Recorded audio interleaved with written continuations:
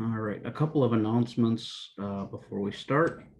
The AP exam, again, I heard that it will probably be next week. You'll get that opportunity to choose your test date. So again, the options for the AP Calc exam are May 4th or June 9th. May 4th is the in-person paper and pencil typical AP exam. It would start at 8:30. More than likely, it would be done in the North Gym of the high school. Excuse me. The June 9th exam is online at home starting at 11 o'clock. My understanding is the online test is going to be, it's not going to be the same test, but the same setup as the in-person exam. And I also heard that there will be a requirement if you take the online exam to have your camera on for most, if not all, of the test. So don't think, well, I'll take the online exam and then I can have my textbook open and my notes out and things. That's not going to be able to happen. All right. Again, we will cover all of the material by the May 4th date. So if you are one of those that would like to get it over sooner rather than later, the May 4th date, you'll be totally prepared. If you opt for the June date, there, I can give you some more material for prep stuff. There won't necessarily be time carved out during class in order to review and do things like that. So just want you to have all the information that you can have before we get to that point. All right. Any questions on the AP exam and the setup and those wonderful things?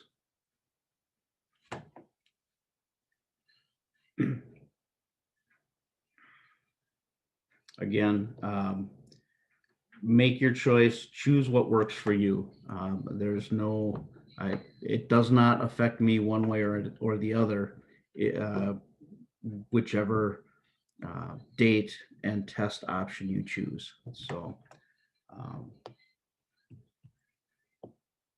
I just want you to do what you're comfortable with and what makes sense for you. All right. So we're going to talk about definite integral today, and a lot of definitions and information on the first part of the notes, more example type stuff on the second half. So the definition of a definite integral.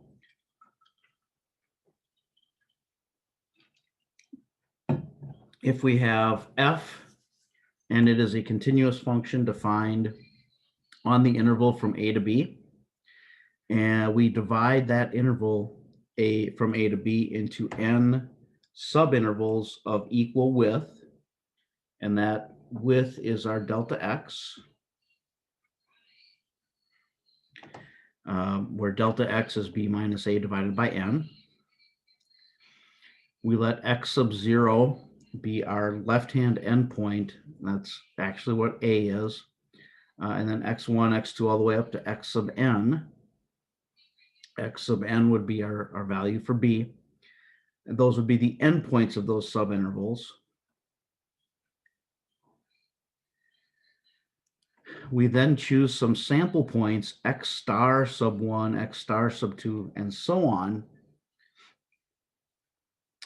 in those subintervals.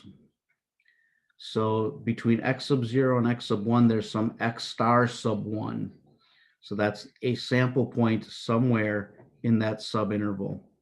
And so then here I have x star sub I lies in the ith subinterval. So x star sub I is between x sub I minus 1 and x sub I. It's just in general value on a subinterval. So those sample points could be left-hand endpoints, right-hand endpoints, midpoints. It really doesn't matter. It's just somewhere in that that subinterval.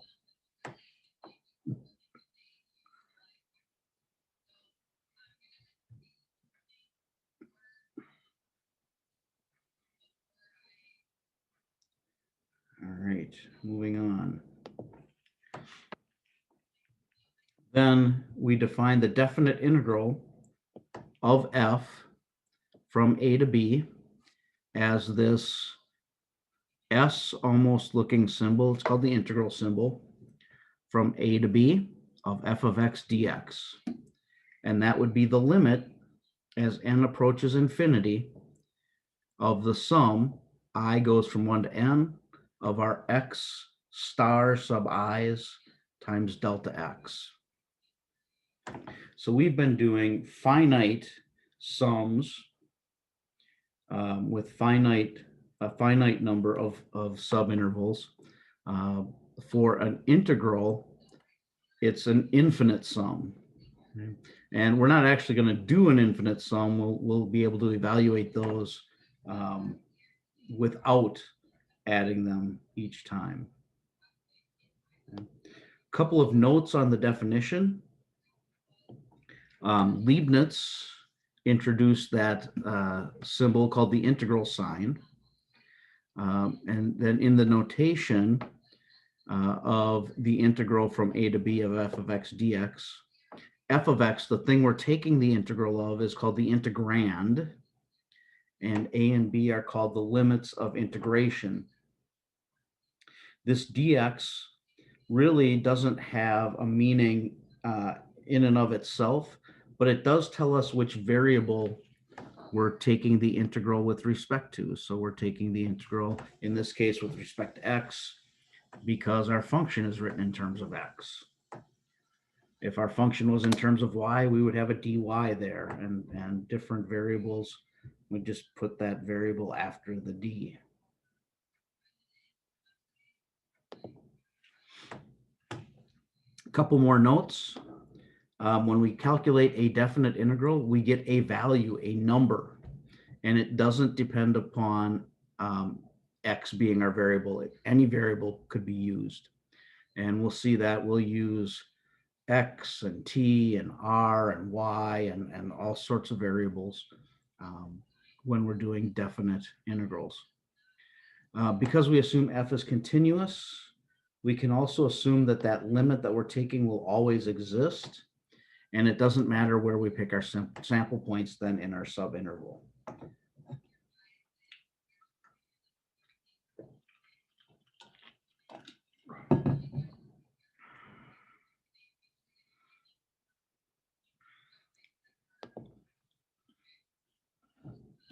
All right, the sum, I goes from 1 to n of f of x star sub I delta x, is called the Riemann sum, named after German mathematician Bernhard Riemann. If our function is positive, the Riemann sum can be interpreted as the sum of areas of the approximating rectangles. If our function f takes on both positive and negative values, the Riemann sum is the difference between the area above the x-axis and the area below the x-axis. If we let our function value take on both positive and negative values, this difference is taken care of, because we'll always have a positive width, and then our height of our rectangles, our height could be negative. So most of the time this happens without us doing anything to worry about it.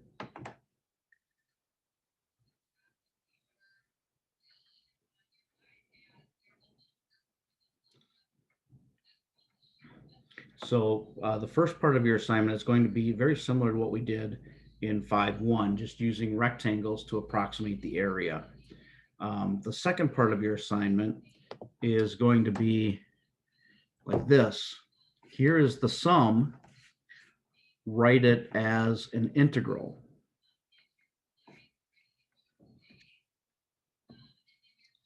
So we're on the interval from 0 to pi, and we want the integral of our function that we're using in our summation notation as of x sub I cubed plus x sub I times sine of x sub I times delta x.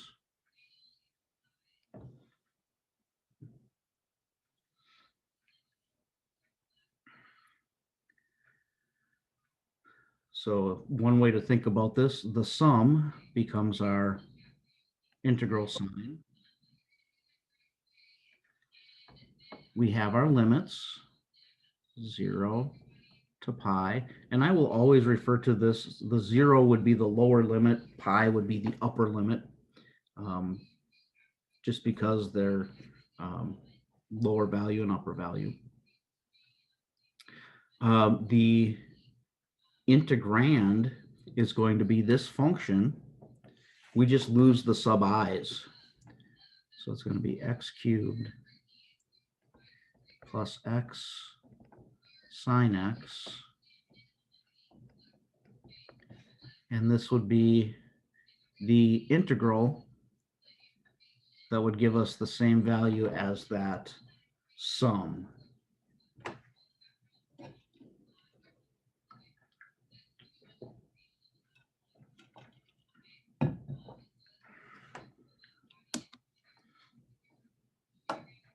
Questions?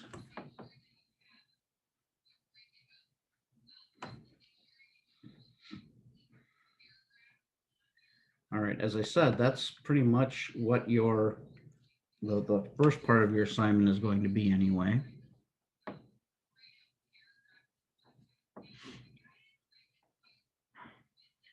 Using the ideas we've talked about in 5.1, and then also writing a sum as an integral.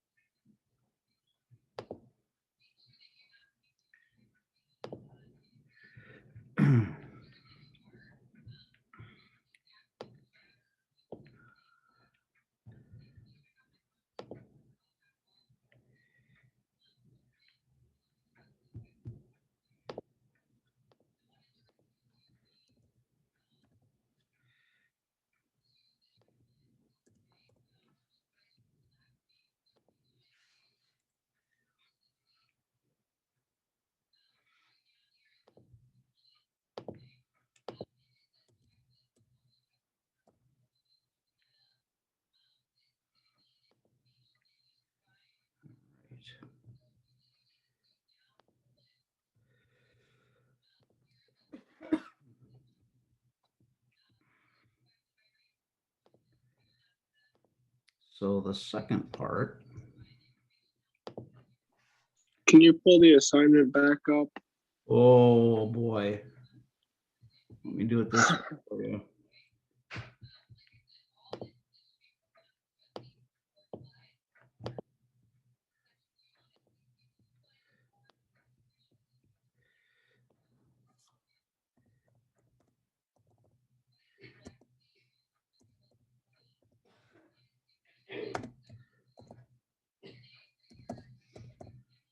All right.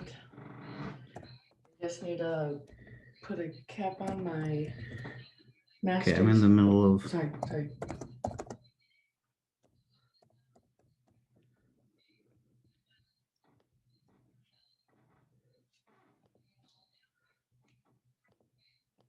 There you go. Sorry about that, Tate.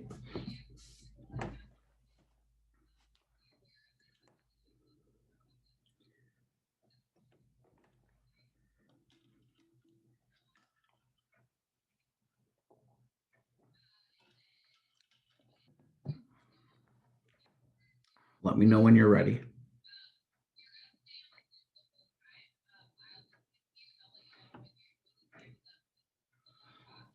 I'm all good. All right, so the rest of 5-2, we'll just continue here. Remember we talked about the area under the graph, and that was one of our interpretations of an integral. And then we estimated that when our graph wasn't, when we couldn't find the exact value. But if we have a function that does give us an exact area, we can find the integral that way as well. So if we look at our two functions here, and we'll find the two areas, this first one may not look like something we can find the area of very easily.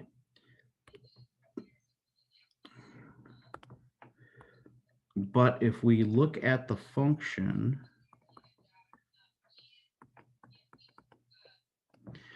and work on it a little bit, like squaring both sides,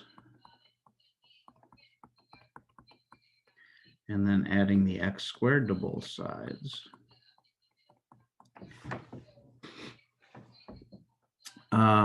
What is that the equation for?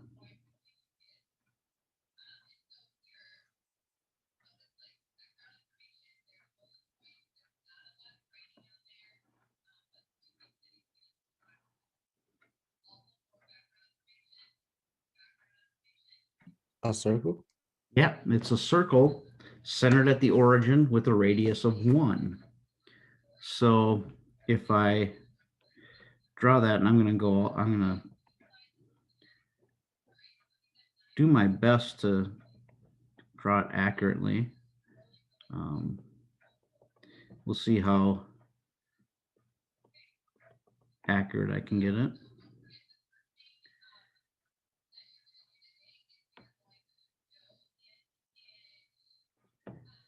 Yeah, not too bad.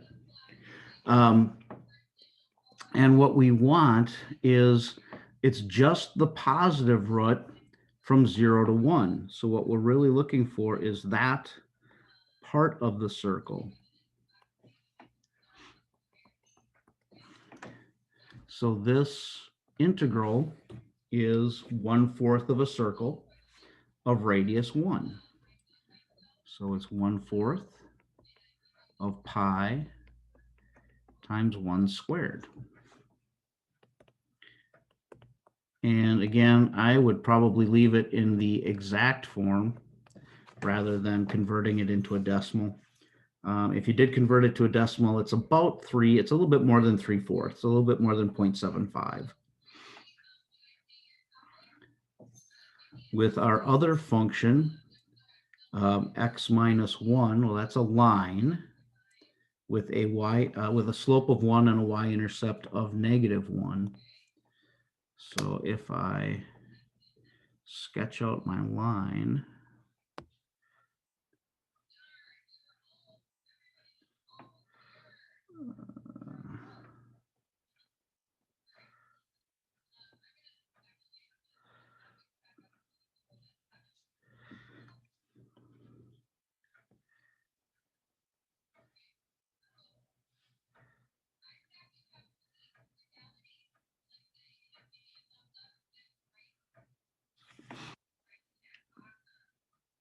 and we want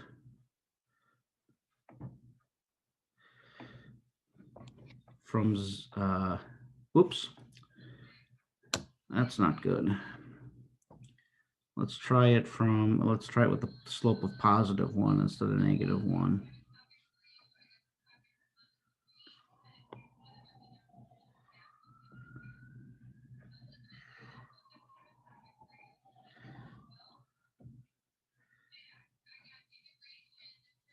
There we go.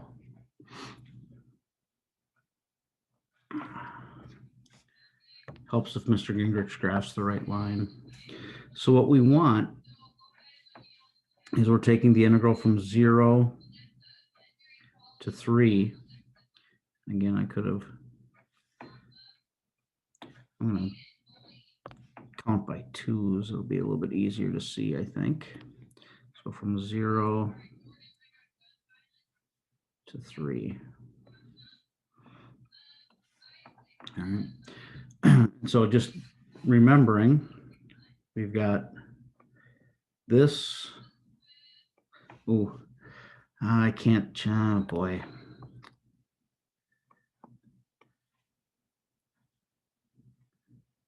The way I've got it, I would have to change my intercepts. So I think it'll have to do with this little picture. So we've got this triangle and this triangle. This bottom triangle is a triangle that has base and height of 1. But it's below the axis, so it's going to be a negative area. This triangle has base and height of 2.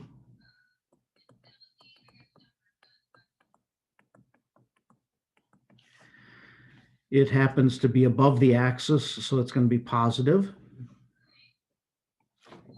So I would end up with negative 1/2 plus 2, which would be 1.5 or 3/2 or 1.5. Any of those would would be correct.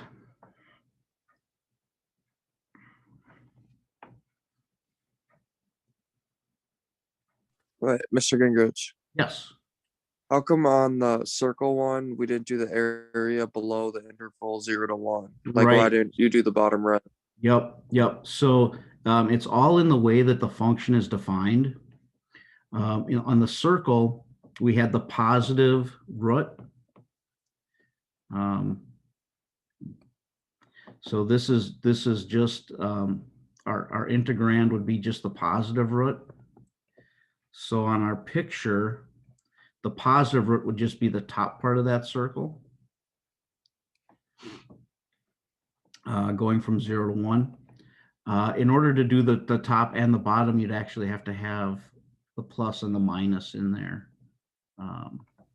to do the whole. And then what would the area be if I did both the top part and the bottom part? Cancel? Yeah, it'd cancel. It'd be 0. So that's why this one is only the top part, just because it's the positive root, where this one, the line is below the axis for part and above the axis for part. All right, thank you. Yeah, no, not a problem. Great question. All right. So we've already talked about the midpoint rule and used the midpoint rule. And of course, we've talked about it, we've done it. Now we're going to define what it is. Great logic by the writers of the textbook.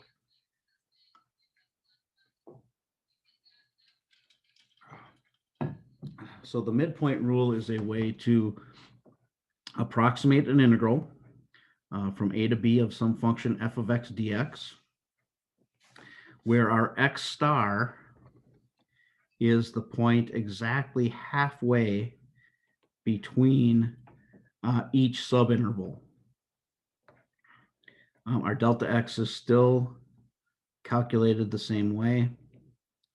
There's no change there. We're just picking, like I said, that x value to be in the middle of each subinterval.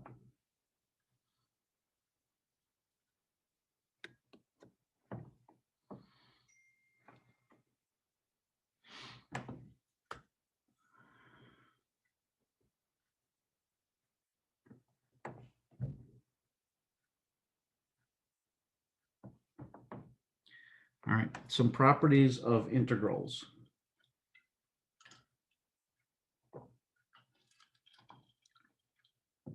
if I take the integral from a to b of some constant function, my answer is going to be that constant times b minus a. And graphically, what we're talking about, so I have a constant function, and we're going from a to b if my lines were straight. So it's just a rectangle with a height of c and a width of b minus a. The integral of the sum of two functions would be the integral of the first plus the integral of the second.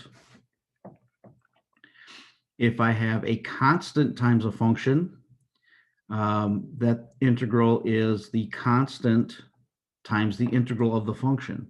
So you can pull the constant out, similar to what we did with derivatives. If we had the derivative of a constant times f of x, the derivative was that constant times f prime of x. Just like with sums, the same thing is true with differences. The integral from a to b of f of x minus g of x is the integral of f minus the integral of g. One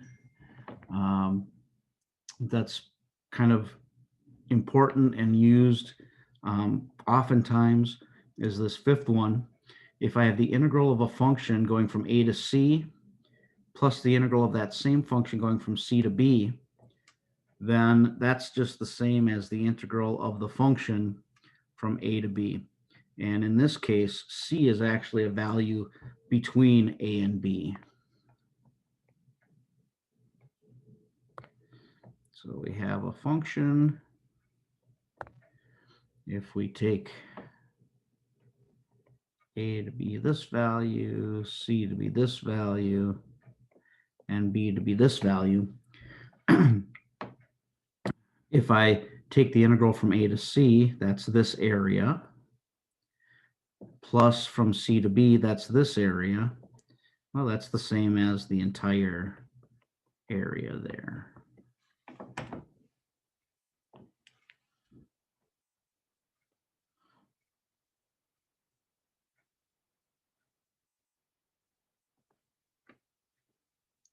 All right, so let's use that last property that we just looked at.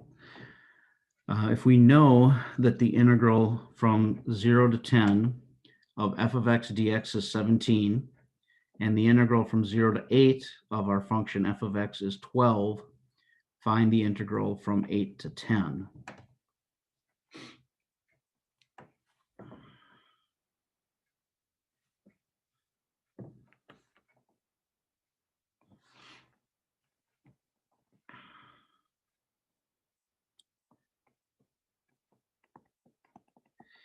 So by that fifth property, that integral plus that integral has to equal the integral from 0 to 10.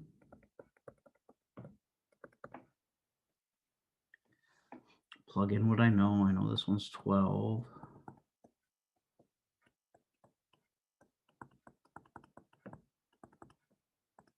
And I know this one is 17.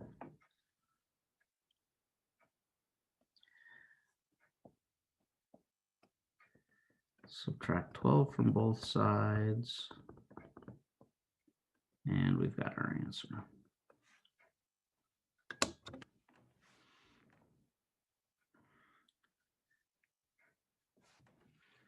Pretty common to see a question like that on the multiple choice part of the AP exam.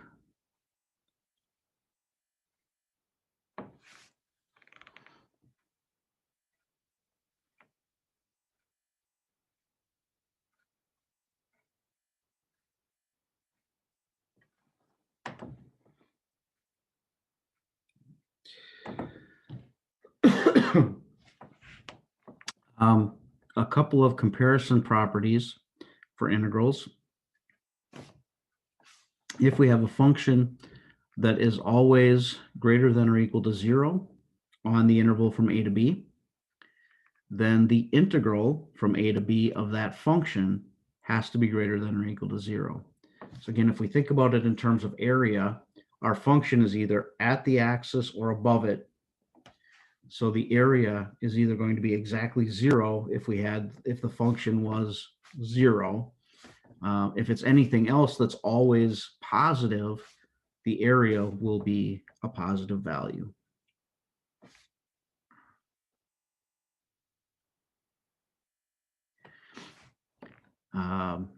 Likewise, if we have a function f of x that is always greater than or equal to g of x on an interval from a to b, then the integral of f of x will always be greater than or equal to the integral of g of x going from a to b.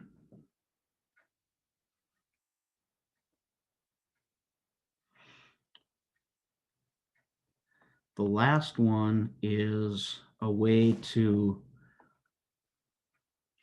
kind of a way to estimate whether your answers are correct or not.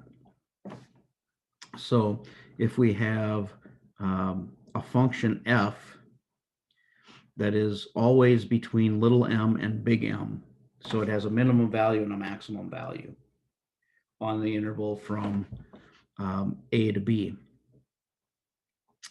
then the area of the between the minimum value and the axis is always going to be less than or equal to the area between the function and the axis, and that will always be less than or equal to the area of the maximum between the maximum value and the axis.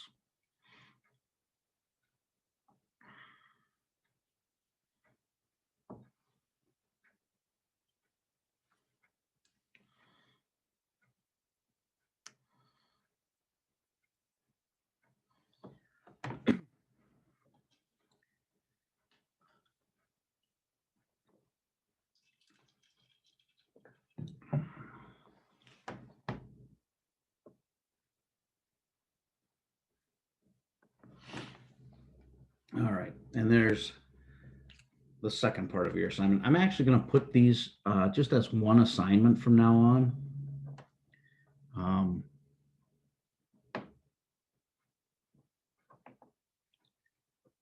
Make it a little bit easier on you as far as submitting goes. You're just doing one rather than two.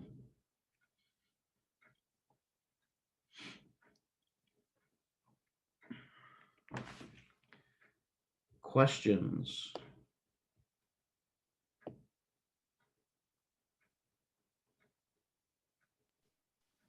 You said we're just doing